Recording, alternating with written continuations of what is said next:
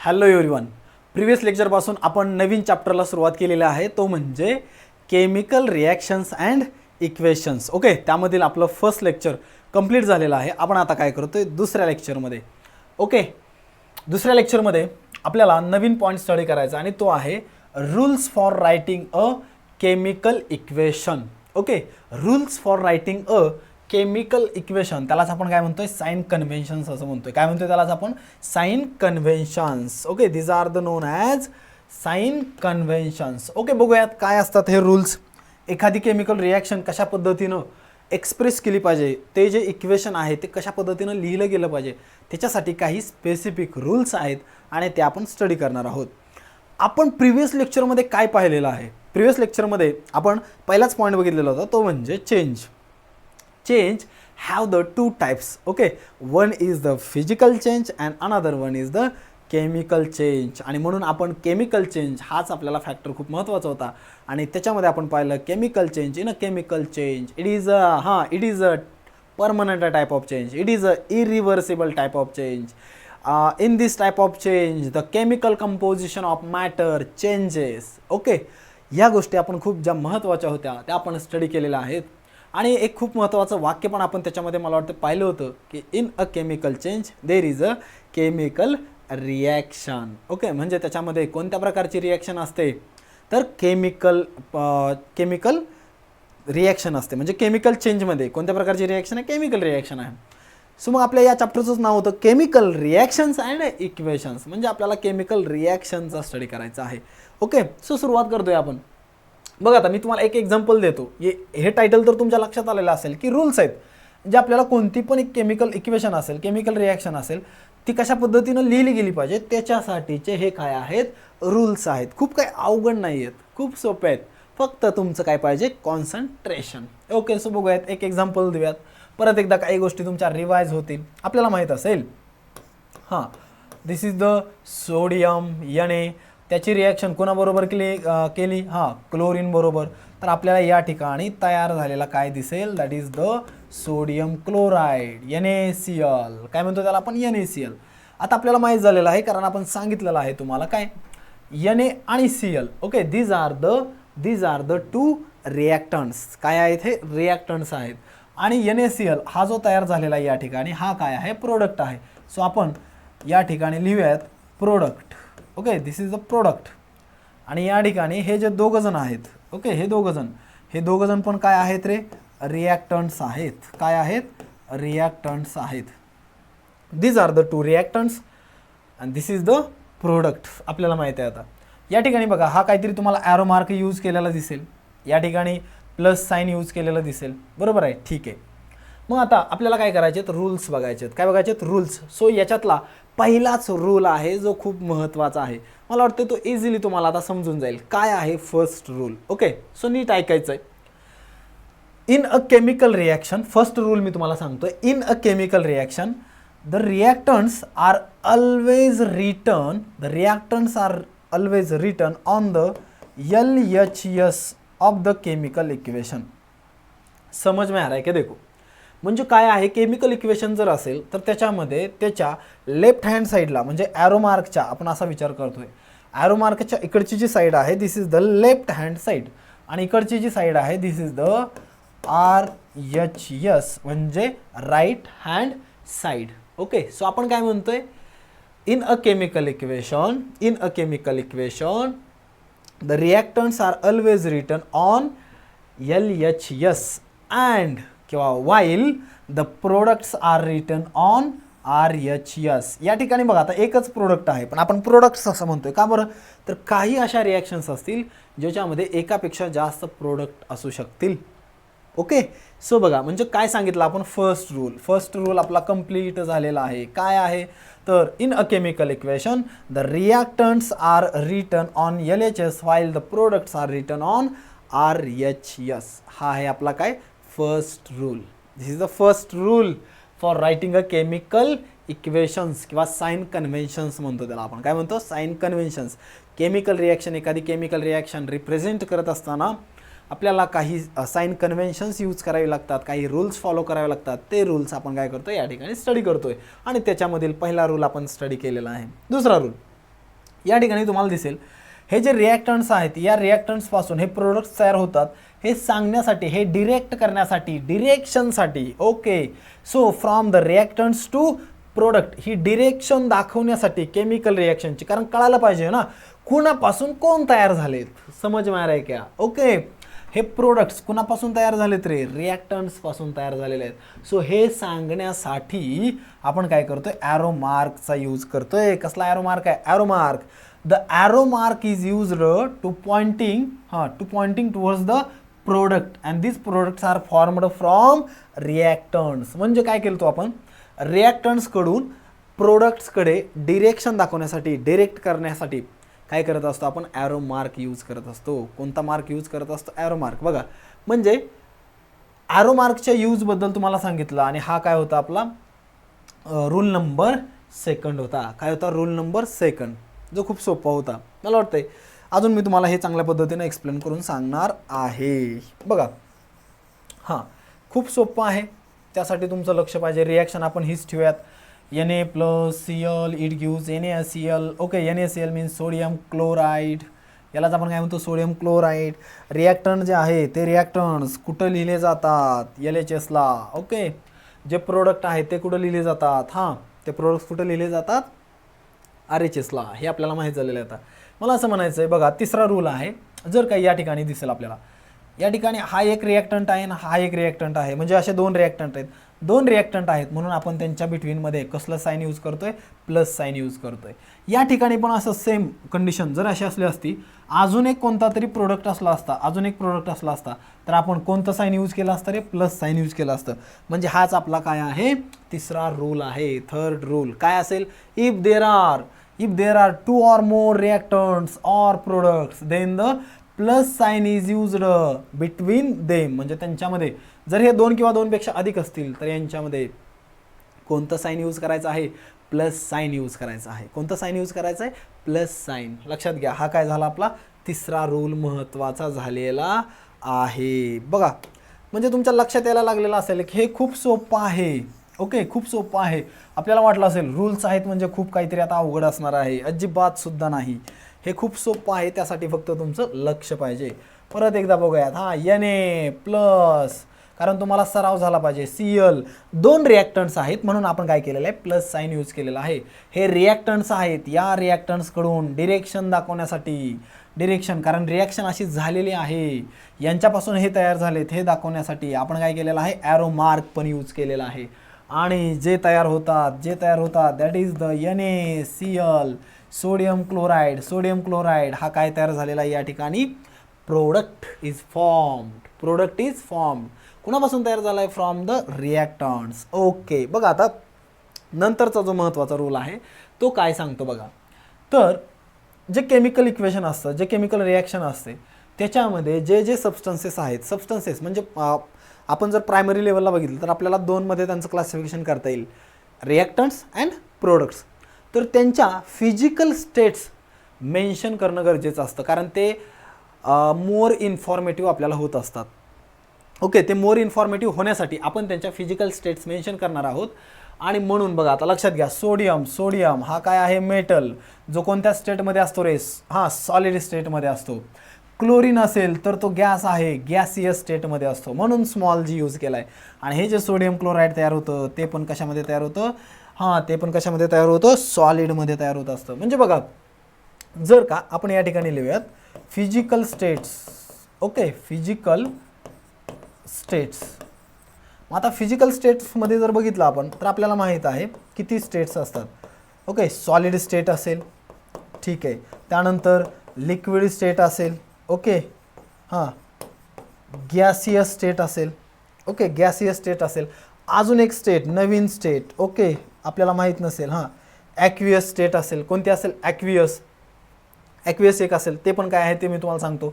आता ही जी सॉलिड आहे, तर ती काय करतात? रिप्रेझेंटेशन आपल्याला इक्वेशनमध्ये दाखवायचे.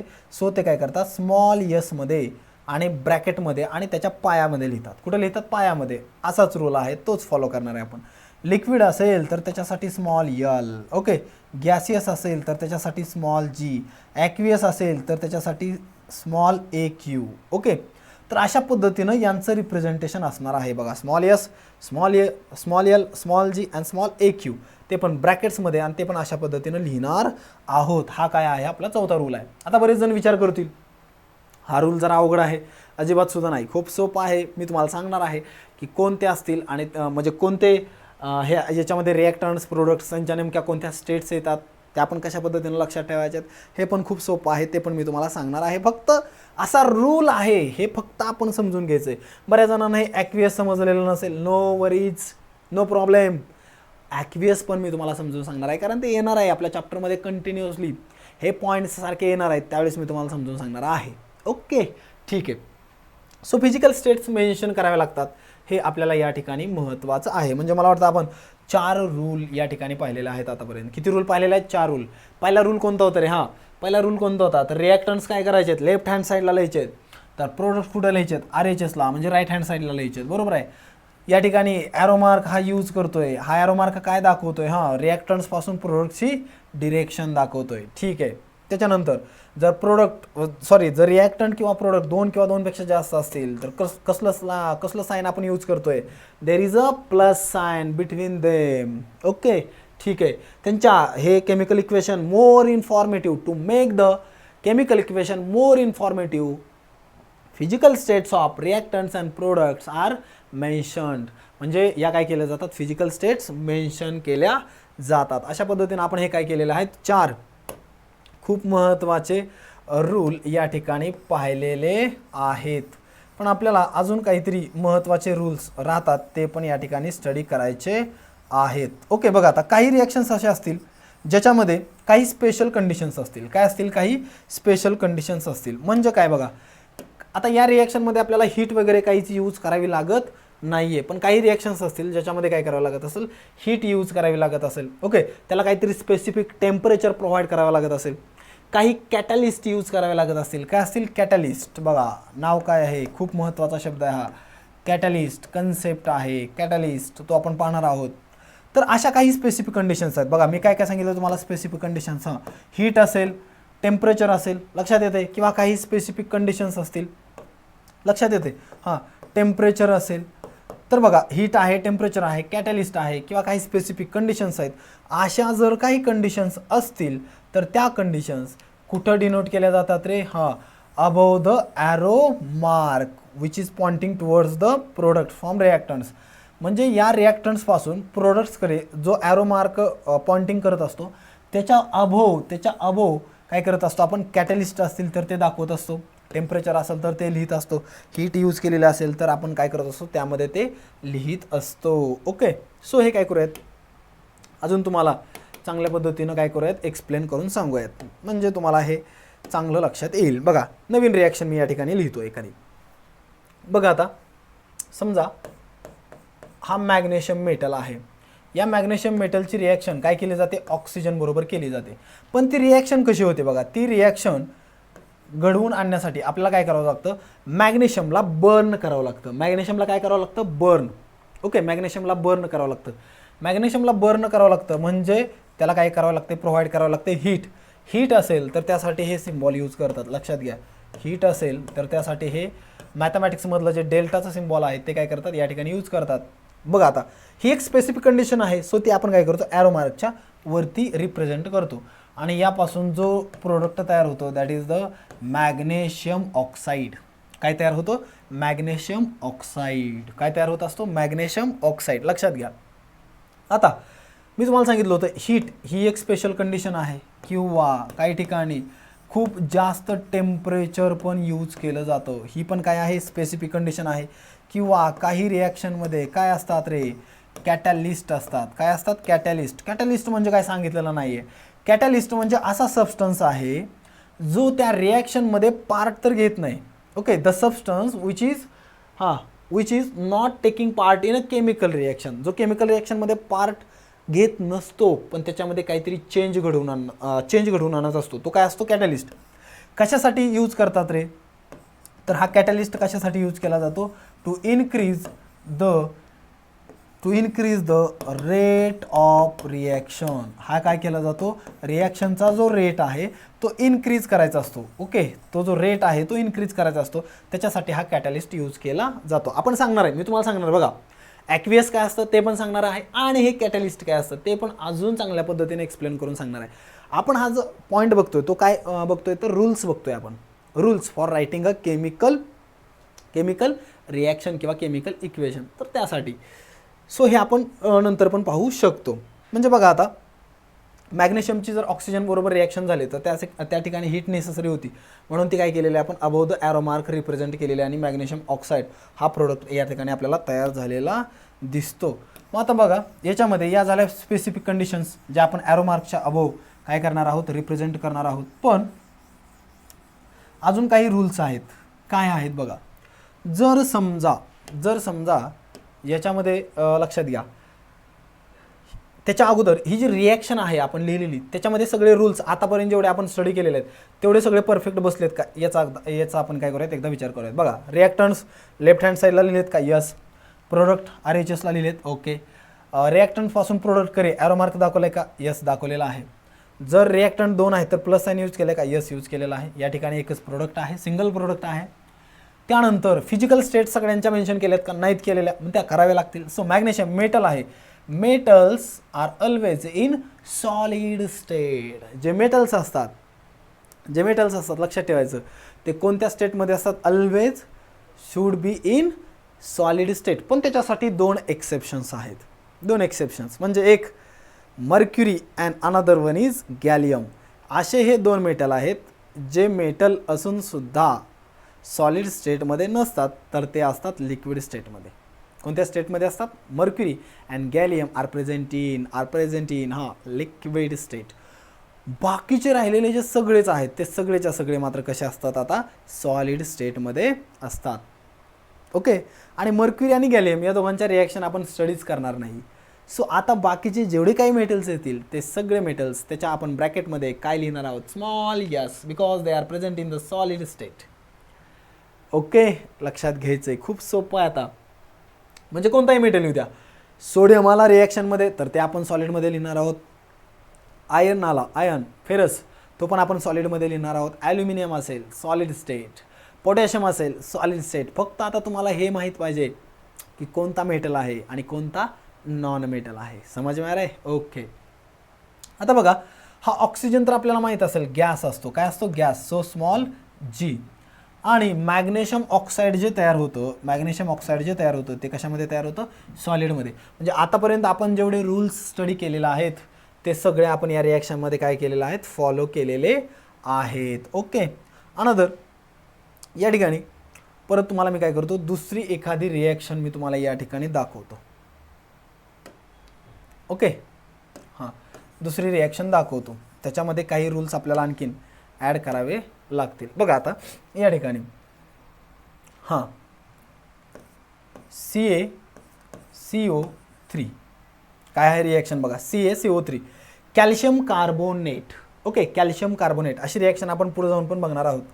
या कॅल्शियम कार्बोनेटला जर का हीट केलं, काय केलं बघा, हीट आली का, स्पेशल कंडिशन म्हणून या ठिकाणी तो दाखवलेला आहे. आता इथं हा एकच रिॲक्टंट आहे, सिंगल रिॲक्टंट आहे. काय आहे, सिंगल रिॲक्टंट. याला आपण हीट करतोय, कॅल्शियम कार्बोनेट नाव आहे याचं. काय नाव आहे, कॅल्शियम कार्बोनेट. याला हीट केल्यानंतर काय काय तयार होते बघा, CaO calcium oxide. New product is formed calcium oxide and also CO2 gas is formed. म्हणजे बघा आतापर्यंत आपण जेवढ्या रिॲक्शन्स पाहिलेल्या आहेत त्याच्यामध्ये काय सिच्युएशन होती रे, 2 रिॲक्टंट्स असायचे, एकच प्रोडक्ट असायचा.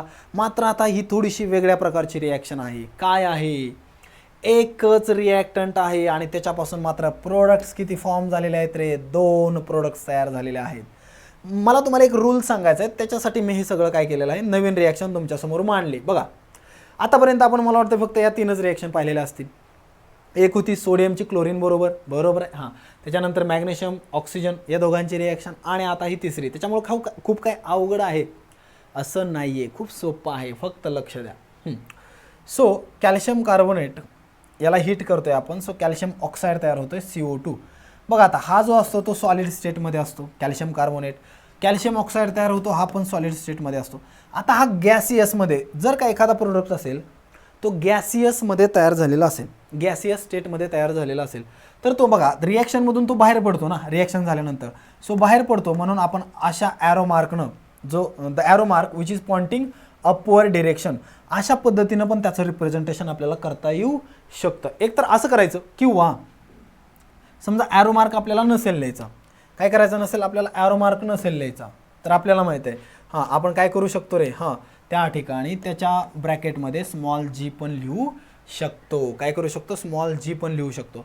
दोन्हीपैकी तुम्ही कोणतंही यूज करू शकता, पण मला वाटतंय स्मॉल जी लिहिण्यापेक्षा त्या ठिकाणी आपण काय करू शकतो, जीच्या ऐवजी हां अशा पद्धतीनं हा ॲरो मार्क यूज करू शकतो. लक्षात येतंय? ओके. अजून एक राहतं प्रेसिपिटेटचं. काय राहतं, प्रेसिपिटेट. जर तो प्रेसिपिटेट वगैरे रिॲक्शनमध्ये तयार होत असेल, नवीनच शब्द आहे आता हा, काय आहे, प्रेसिपिटेट.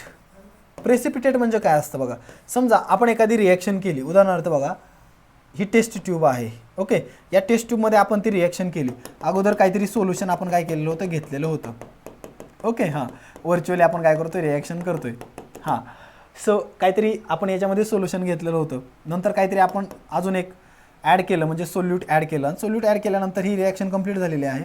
पण या ठिकाणी असा काहीतरी आपल्याला एक प्रोडक्ट तयार झालेला दिसतो, जो डिझॉल्व्ह झालेला नाही, ओके, अनडिझॉल्व्ड सबस्टन्स, ओके, आणि तो काय दिसतो आपल्याला या ठिकाणी त्या टेस्ट ट्यूबच्या काय दिसतो, बॉटमला आपल्याला तयार झालेला दिसतो, जो विरघळत नाही, त्यालाच आपण म्हणतो प्रेसिपिटेट.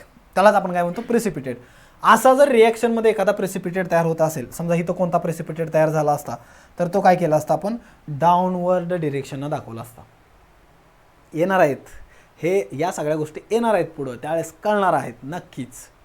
ओके, सो प्रेसिपिटेट असेल तर डाऊनवर्ड डिरेक्शन, गॅस असेल तर हां अपवर्ड डिरेक्शन. खूप सोपं आहे ना, खूपच सोपं आहे. ओके, सो अशा पद्धतीनं हे काय असतात, केमिकल रिॲक्शन्स लिहिण्याचे काय असतात रे, रूल्स असतात. बघा मग आता संपलेत का, नाही, कारण एक खूपच महत्त्वाचा असणारा रूल फक्त राहिलेला आहे, last rule, and which is the very very important, जो खूपच महत्त्वाचा आहे, तो असलाच पाहिजे. जर तो रूल आपण फॉलो केला नाही तर आपल्याला मात्र एक्झाममध्ये 0 मार्क मिळतील. ओके, बाकी थोडेसे आपल्या फिजिकल स्टेट्स वगैरे राहिल्या तरी चालू शकतील, पण मात्र तो जो लास्ट रिमेनिंग रूल आहे तो खूप महत्त्वाचा आहे, खूपच very interesting, very important. Okay, so त्याच्यामुळं तो खूप महत्त्वाचा असल्याकारणामुळं तो आपल्याला नीट समजून घेणं गरजेची गोष्ट आहे. सो बघूयात परत एकदा रिॲक्शन आपण या ठिकाणी लिहितो. बघा आतापर्यंत कोणकोणत्या रिॲक्शन मी तुम्हाला शिकवलेल्या आहेत. सोडियमची कोणाबरोबर रिॲक्शन केली होती आपण, क्लोरीन बरोबर. नेचरमध्ये अशा रिॲक्शन्स होत असतात हां, फक्त आपण या आर्टिफिशियली नाही प्रिपेअर करत आहे, नॅचरली पण होत आहेत.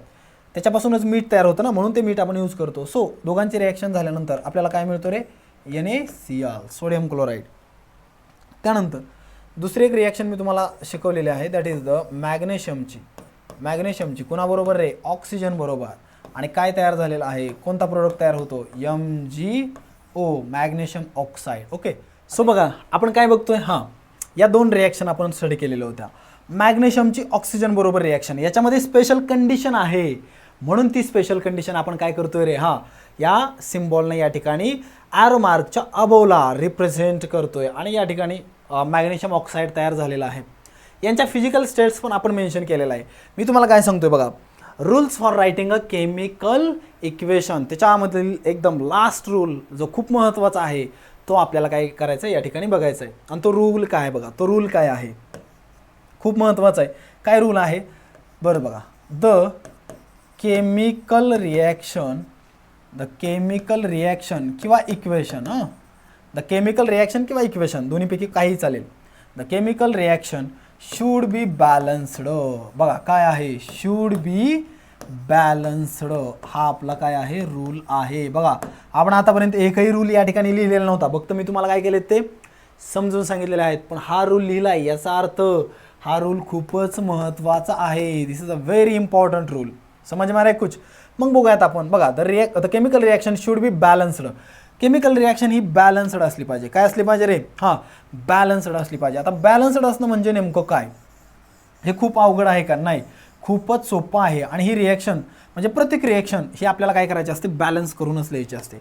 काय करून लिहायची असते रे, हां बॅलन्स करूनच लिहायची असते. सो बघूयात आपण काय असतं हे बॅलन्सिंग. बघा म्हणजे काय असतं, हे जे रिॲक्टन्स तुम्हाला दिसत आहेत या रिॲक्टन्समध्ये बघा ते जे ॲटम्स आहेत ते जे ॲटम्स त्या त्या एलिमेंटचे तेवढेच ॲटम त्या त्या एलिमेंटचे प्रोडक्ट्समध्ये पण दिसले पाहिजेत. ओके, त्याचं कारण काय असतं तर ॲटम्स एक रूल आहे conservation of atoms. Conservation of atoms means the atoms can not be created nor be destroyed, it remains constant throughout the chemical reactions. म्हणजे कोणत्या पण केमिकल रिॲक्शन्स असू द्या, जेवढे रिॲक्टन्समध्ये ॲटम्स असतील, जेवढे त्या एलिमेंटचे ॲटम्स असतील तेवढेच ॲटम्स काय होतील रे प्रोडक्ट्समध्ये पण असतील, नवीन कुठूनच येऊन ॲड होणार नाही आहेत. समज मिळणार आहे. केमिकल कंपोजिशन त्याचं चेंज होते. ओके, दोघं जण एकत्र येतील, नवीन काहीतरी पदार्थ तयार होईल, नवीन substance, new substance is formed. But महत्त्वाची गोष्ट काय आहे या ठिकाणी, महत्त्वाची गोष्ट ही आहे की जेवढे ॲटम्स रिॲक्टन्समध्ये असतील त्या एलिमेंटचे तेवढेच ॲटम्स आपल्याला काय करायचे प्रोडक्ट्समध्येच ठेवायचे आहेत. सो त्याला आपण म्हणतो बॅलन्सिंग. मग बॅलन्सिंग करताना कशामध्ये कंपॅरिझन करायचे, रिॲक्टन्स अँड प्रोडक्ट्स या दोघांमध्ये आपण कंपॅरिझन करणार आहोत. These are the reactants and these are the product. या दोघांमध्ये काय करणार आहोत आपण कंपॅरिझन करणार आहोत, कंपॅरेटिव्हली आपण बघणार आहोत. म्हणजे काय असतं बघा, आता या ठिकाणी मोजूयात. सोडियम एकच आहे, बरोबर आहे, एकच आहे. या ठिकाणी बघा सोडियम याने एकच आहे ना, लिहिला नाही पण एकच आहे, त्याच्या पायामध्येच परत लिहायचं असतं एक असं, पण ते लिहिलं जात नाही कारण एक असेल तर रिप्रेझेंट करायची गरज नाही. ओके, बघा आता मी सांगतो थोडंसं इकडं लक्ष द्या. समजा आता बघा हा कार्बन किती आहे रे, एकच आहे, कार्बन किती आहे, एक. पण मी जर असं लिहिलं तर C2 कार्बन किती आहेत रे, 2. समज में आ रहा है. हां बघा ना आता हायड्रोजन किती आहे रे, एक. पण मी जर असं लिहिलं 4 तर किती आहेत आता हायड्रोजन, 4 असं आहे. ओके, म्हणजे ज्यावेळेस फक्त हायड्रोजन एकच होता त्यावेळेस फक्त H लिहिला तरी चालतो. समज में आ रहा है कुछ. हां, आता या ठिकाणी लक्षात घ्या, हा एक मॉलिक्युलर फॉर्म्युला मी लिहितो CH4. याच्यामध्ये मला सांगा कार्बन किती आहेत आणि हायड्रोजन किती आहेत. हे बेसिक आहे, 9th स्टँडर्डमध्ये झालेलं आहे तुम्हाला. ओके, हां सांगा कार्बन किती आहेत या ठिकाणी 1 लिहिलाय का नाही, पण तो किती आहे 1. हायड्रोजन किती आहेत रे 4. हा 4 फक्त कोणासाठी आहे, हायड्रोजनसाठीच आहे. कार्बनसाठी आहे का, नो. हा काय आहे, कार्बन आहे आणि हा काय आहे, हायड्रोजन आहे. हायड्रोजन किती आहेत रे 4 आणि कार्बन किती आहे 1, असं काहीतरी आहे. मग हेच आपल्याला नीट पाहायचं आहे. मग आपण बघूयात रिॲक्शनमध्ये आपल्याला लक्ष द्या, आपल्याला बघायचं बॅलन्सिंग. ठीक आहे, बॅलन्सिंग आपण स्टडी करतोय. सो सोडियम एक आहे का, यस बॅलन्स्ड आहे. क्लोरीन एक आहे, इकडं पण एक आहे, yes. So this reaction is already balanced. He reaction already balanced आहे.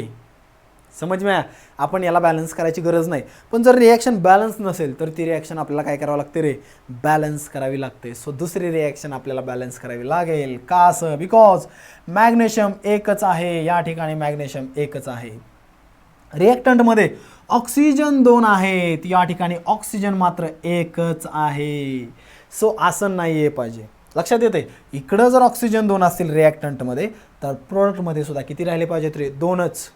हां, त्यासाठी असं नाही करायचं हे 2 काढून टाका म्हणजे आता इक्वल झाले, नो. समज में आ रहा है. इथं हे ऑलरेडी 2 दिलेत आपल्याला. सो ऑक्सिजन कारण हा असाच प्रेझेंट असतो गॅसियसमध्ये.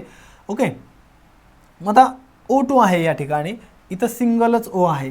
सो आपण या ठिकाणी असं जर 2 केलं तर आपली रिॲक्शन आता बॅलन्स झालेली असेल, पण आपल्याला मार्क मात्र 0 मिळालेले असतील. रिॲक्शन बॅलन्स झालेली दिसेल पण मार्क मात्र आपल्याला किती मिळणार आहे, 0. का असं, बिकॉज आपण अशा पद्धतीनं बॅलन्सिंग नाही करू शकत.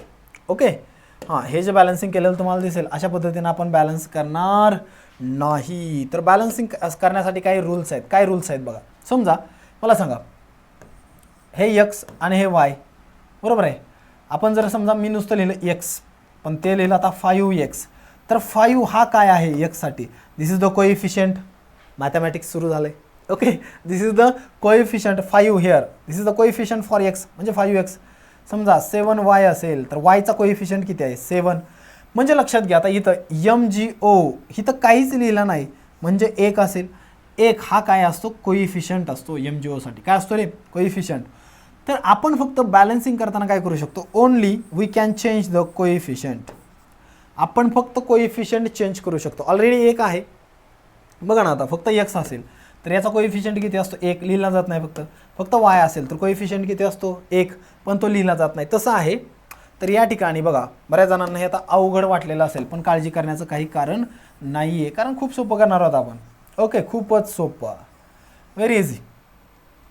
हां, मग या ठिकाणी लक्षात घ्या, आपण फक्त काय करतो, कोइफिशियंट चेंज करतो. बघा मी काय करतोय, ऑक्सिजन 2 आहेत, इथं एकच आहे, सो कोइफिशियंट चेंज केला आणि ऑक्सिजन किती केले मी, 2 केले. बघा ना आता हे 2 ह्या सगळ्यांना मल्टिप्लाय असणार आहे. ओ, याच्यामुळं काय झालेलं आहे, 2 ऑक्सिजन झाले मात्र 2 मॅग्नेशियम पण झालेले आहेत. मॅग्नेशियम पण किती झाले, 2. सो इथं मात्र मॅग्नेशियम किती आहे, एकच आहे. मग सो काय करता येईल, कोइफिशियंट चेंज करा ना, 2 मॅग्नेशियम करा, सो इझी. आणि या ठिकाणी आपली ही रिॲक्शन काय झालेली असेल, बॅलन्स्ड झालेली असेल. रिॲक्शन काय झालेली असेल, बॅलन्स्ड झालेली असेल. इतकं सोपं आहे, इतकं सोपं आहे. ओके, अजून काही एक्झाम्पल्स घेऊयात आपण, म्हणजे तुमच्या हे काय होईल, चांगल्या पद्धतीनं लक्षात येणार आहे. बघा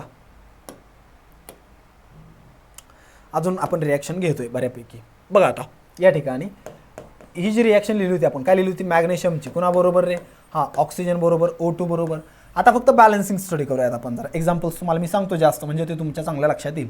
आणि काय तयार होतं, MgO. ओके ठीक आहे. बघा इथं काय आहेत, 2 आहेत, सो इथं काय आहे बघा, एकच आहे ऑक्सिजन. सो इथं किती करावं लागतील आपल्याला, 2 करावं लागतील. हे पण आपण बघूयात नंतर. दुसरं एक्झाम्पल घेतो, हे झालं पहिलं एक्झाम्पल.